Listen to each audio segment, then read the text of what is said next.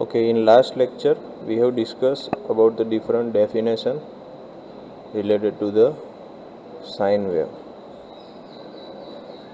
Now we are going to discuss a different waveform. એટલે કે આજે આપણે જુદા જુદા વેવફોર્મ, જુદા જુદા સિગ્નલ અને જુદી જુદી ટાઈમ ડોમેન અને ફ્રીક્વન્સી ડોમેનની ડેફિનેશનો અને કઈ રીતે એ જનરેટ થાય છે એ જોવાનું છે. તો સૌથી પહેલાં વાત આવે સિગ્નલની, રાઈટ. તો એઝ અ રેફરન્સ પોઈન્ટ તમે કોઈ ઇનપુટ આપો છો, એનું એનાલિસિસ કરી અને તમે એને ગ્રાફની અંદર પ્લોટ કરો છો, વેવફોર્મમાં પ્લોટ કરો છો. જુદા જુદા વેવફોર્મ તમને મળે છે, જુદા જુદા રિઝલ્ટ ઉપરથી તમે એને લાઈન જે છે એ જોડો છો. તો ડિફરન્ટ ટાઈપનું એક શેપ અથવા તો એક કર્વ જે છે એ જનરેટ થતો હોય છે. તો ડિફરન્ટ ટાઈપના સિગ્નલ જોવાના છે અને એ સિગ્નલ જે છે એના ઉપરથી એનું આઉટપુટ રેશિયો આપણને કેવો મળે છે અથવા તો એ ગ્રાફ જે છે એ આપણને કેવો મળશે એ આપણે એમાં જોવાનું છે. તો ડિફરન્ટ ટાઈપના સિગ્નલ છે: ઇમ્પલ્સ સિગ્નલ, સ્ટેપ સિગ્નલ અને ramp signal.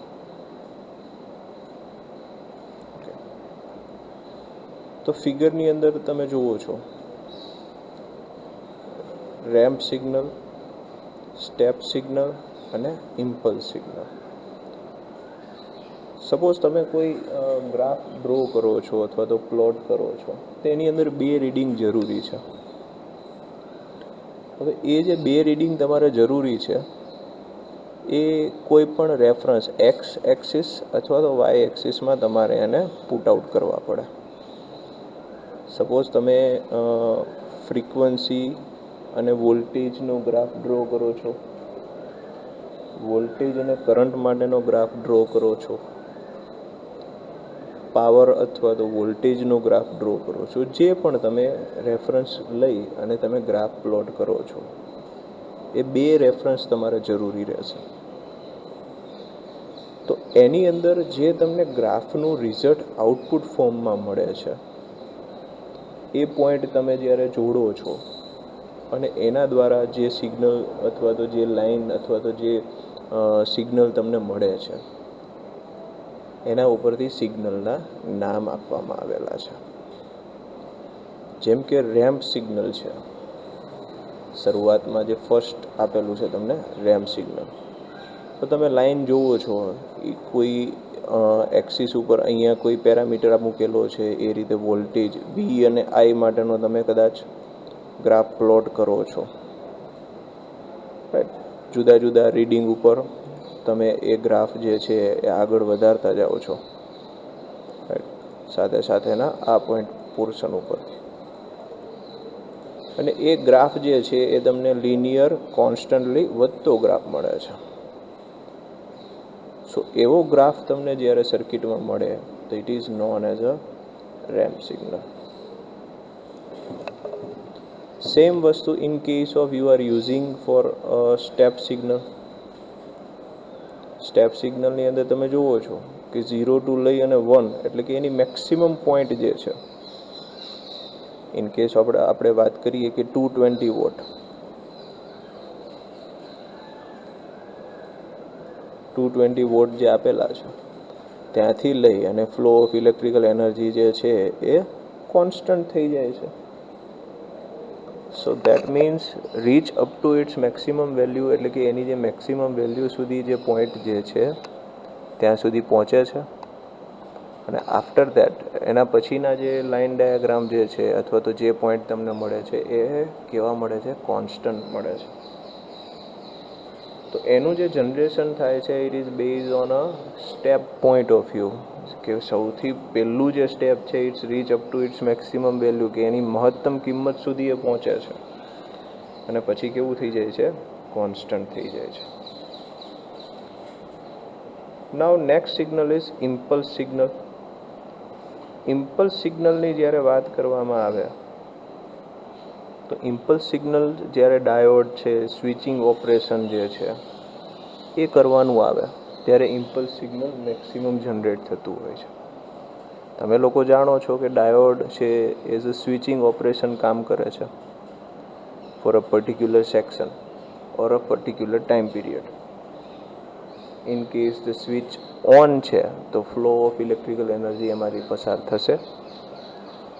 In case of switch off કન્ડિશનમાં છે તો ફ્લો ઓફ ઇલેક્ટ્રિકલ એનર્જી પસાર થશે નહીં. So in that case 0 to maximum value, suppose જે પણ મેક્સિમમ વેલ્યુ ઉપર પહોંચે છે, 5 એમ્પિયર છે, 10 એમ્પિયર છે, 25 એમ્પિયર છે, એ એના મેક્સિમમ લિમિટ સુધી પહોંચશે. થોડો સમય માટે કેવું રહેશે? કોન્સ્ટન્ટ રહેશે. અને ત્યારબાદ જ્યારે તમે સ્વિચિંગ ઓપરેશન ક્લોઝ કરી દેશો તે ફરીથી ડિક્રીઝ થઈ અને ક્યાં થઈ જશે? 0 પોઈન્ટ ઉપર આવી જશે. For a short duration, very short duration A switch on રહે છે, ત્યારબાદ એ ઓફ થઈ જશે અને ફરીથી પાછું એ 0 થઈ જશે. બરાબર? સો this are the 3 different signal: ramp signal, step signal અને ઇમ્પલ્સ સિગ્નલ. ત્યારબાદ વાત આવે છે different type of wave form.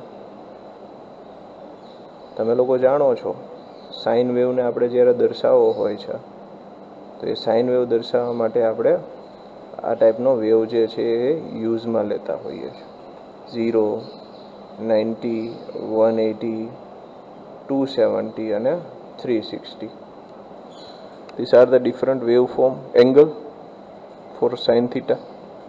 હવે એ જ એંગલને તમે જુદા જુદા વેવ ફોર્મ વડે દર્શાવી શકો છો. સ્ક્વેર વેવના ફોર્મેટની અંદર, ટ્રાયંગ્યુલર વેવના ફોર્મેટની અંદર અને સો ટૂથ વેવની અંદર, with the help of CRO, cathode ray oxidation, જેની મદદથી તમે sine wave, square wave, triangular wave અને સો ટૂથ વેવને તમે જનરેટ કરી શકો છો. એના શેપની અંદર ચેન્જ કરીને તમે જ્યારે એના રીડિંગમાં કોઈ પણ જાતનો ચેન્જીસ નથી કરી રહ્યા. એનું જે આઉટપુટ તમને મળે છે એની અંદર કોઈ રીડિંગમાં ચેન્જ નથી કરી રહ્યા, જસ્ટ એના શેપની અંદર તમે ચેન્જ કરી રહ્યા છો. સો આ જે 4 ટાઈપના જુદા જુદા વેવફોર્મ છે એને કઈ રીતે દર્શાવવામાં આવે છે? તો સાઇન વેવથી તમે લોકો પરિચિત છો. સ્ટાર્ટિંગ ફ્રોમ 0થી રહી અને જે રીડિંગ જે છે એ કન્ટિન્યુઅસલી આગળ વધતું જાય છે. હવે આ રીડિંગને તમે જ્યારે ઇમ્પ્લિમેન્ટ કરો છો for a square wave, right, તો એ સ્ક્વેર વેવના ફોર્મેટમાં કઈ રીતે થશે? આ રીતના દેખાય છે. સેમ વસ્તુ ટ્રાયંગ્યુલર વેવમાં, it is a one type of sine wave જેવું જ છે. 0થી મેક્સિમમ, નેગેટિવ મેક્સિમમ 0, એ જ રીતનું ટ્રાયંગ્યુલર વેવમાં દર્શાવી શકાય છે. And again same for a saw tooth wave. Saw tooth વેવમાં તમે આ રીતના વેવફોર્મને તમે દર્શાવી શકો છો. We are not changing in the result. અમે રિઝલ્ટની અંદર ચેન્જ નથી કરી રહ્યા, જસ્ટ એના શેપની અંદર ચેન્જ કરી રહ્યા છો. So this are the different waveform: sine wave, square wave, triangular wave અને સ્મૂથ વેવ. ઓકે, ચલો. એના પછી મોસ્ટ આઈએમપી ડેફિનેશન છે સ્પેક્ટ્રમ. સ્પેક્ટ્રમનો જે ગ્રાફ છે એ મેગ્નિટ્યુડ વર્સિસ ફ્રીક્વન્સી પ્લોટ કરવામાં આવે છે, રાઈટ. કોઈ પણ જે સાઇન વેવ જનરેટ થાય છે એનું મેગ્નિટ્યુડ કેટલું મળે છે અને એની સાથે એની ફ્રીક્વન્સીનો રેશિયો જે છે એ વધારવામાં આવે છે. Number of frequency are multiplication, એટલે કે ફ્રીક્વન્સીને વધારવામાં આવે છે અને એની સાથે મેગ્નિટ્યુડ જે છે એને રિડ્યુસ કરવામાં આવે છે. તમે ગ્રાફ ઉપરથી જોઈ શકો છો કે જેમ જેમ ફ્રીક્વન્સી ઓછી છે એમ એનું મેગ્નિટ્યુડ કેવું થાય છે? હાઈ થાય છે. જેમ જેમ ફ્રીક્વન્સી મલ્ટિપ્લિકેશનમાં વધતી જાય છે, ઇન્ડિયન સ્ટાન્ડર્ડ પ્રમાણે તમને ખબર છે કે it is in between 47 to 50 હર્ટ્સના વેરિએશન વચ્ચે ફ્રીક્વન્સી મળતી હોય છે. તો એ ફ્રીક્વન્સીને જ્યારે તમે 3 ગણી કરી દો છો, 5 ગણી કરી દો છો, 7 ગણી કરી દો છો, તો the result of magnitude is reducing. બરાબર છે. તો સ્પેક્ટ્રમ મેગ્નિટ્યુડ અને ફ્રીક્વન્સી વચ્ચેનો ગ્રાફ છે. જેમ જેમ ફ્રીક્વન્સી વધતી જશે એમ એમ એની મેગ્નિટ્યુડ જે છે એ રિડ્યુસ થતું જશે. 2 ટાઈમથી ડોમેઇન આપણે યુઝ કરીએ છીએ, ટાઈમ ડોમેઇન અને ફ્રીક્વન્સી ડોમેઇન. શરૂઆતમાં જે આપણે જોયું કે જેમાં મેગ્નિટ્યુડ તો કોમન છે, જેની સાથે ફ્રીક્વન્સીનો ગ્રાફ પ્લોટ કરવામાં આવેલો છે. હવે જ્યારે વાત ટાઈમ ડોમેઇનની કરવાની હોય તો ઓબ્વિયસ વસ્તુ છે કે મેગ્નિટ્યુડની સાથે સાથે તમારે ટાઈમનું કમ્પેરિઝન કરવું પડશે. જે રીતે અહીંયા મેગ્નિટ્યુડ અને ફ્રીક્વન્સીનું કમ્પેરિઝન કરેલું છે, એ રીતે તમારે મેગ્નિટ્યુડ વર્સિસ ટાઈમનો ગ્રાફ પ્લોટ કરવો પડશે. અને એના વેવફોર્મ તમે સાઇન વેવમાં પણ દર્શાવી શકશો, અથવા તો તમે જાણો છો આ કયા વેવફોર્મ છે, સ્ક્વેર વેવફોર્મ છે, એમાં પણ દર્શાવી શકશો. સો ટાઈમ ડોમેઇન અને frequency domain. For same frequency domain, when the analysis of the system is done on the basis of the frequency, it is known as the frequency domain. બરાબર. The magnitude is common. જો તમે frequency સાથે graph plot કરો છો તો એને frequency domain કહેવામાં આવે છે. જો તમે ટાઈમ સાથેનો ગ્રાફ ડ્રો કરો છો તો એને ટાઈમ ડોમેઇન કહેવામાં આવે છે. બરાબર. So this is the basic different waveform અને બેઝિક ઓફ ટાઈમ ડોમેઇન અને ફ્રીક્વન્સી ડોમેઇન.